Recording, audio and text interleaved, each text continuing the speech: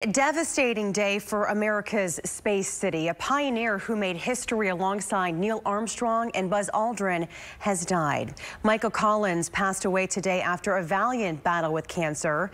KPRC2 space reporter Roseanne Aragon has a look back at his legacy and the mark that he left on the Apollo program.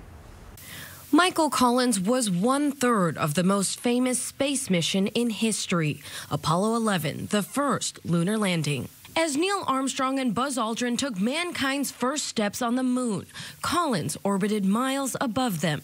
He was the command module pilot.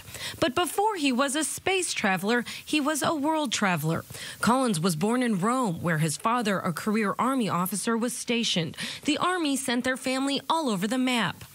Collins followed in his father's footsteps to West Point and then the armed services. But instead of the Army, his love for flying led him to the Air Force. As an astronaut, he flew to space twice, Gemini 10 and Apollo 11.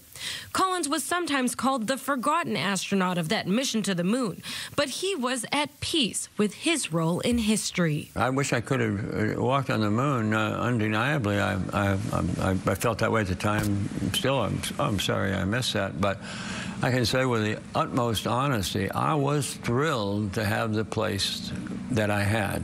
Armstrong and Aldrin may have gotten the glory, but Collins stood out at NASA. Mike Collins was probably the brightest of the three, well-read, had a hell of a education, everything like that.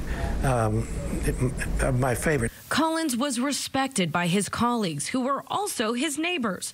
Astronauts, engineers, and mission control workers all lived in neighborhoods near the Manned Spacecraft Center, which is now the Johnson Space Center. Collins split his time training between Texas and Florida, but his wife and kids, they were full-time residents here. My wife, Pat, stayed in Houston, and I was by myself here.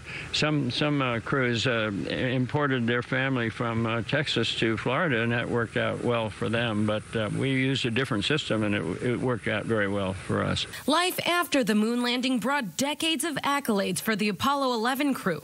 Collins wrote a few books and made a few appearances. Interviews were rare, but when Collins did sit down and answer questions, he was always asked how he felt about his place in history. To be 1/3 of John F. Kennedy's culminating dream, land on the moon, return to Earth, I have absolutely no beef whatsoever.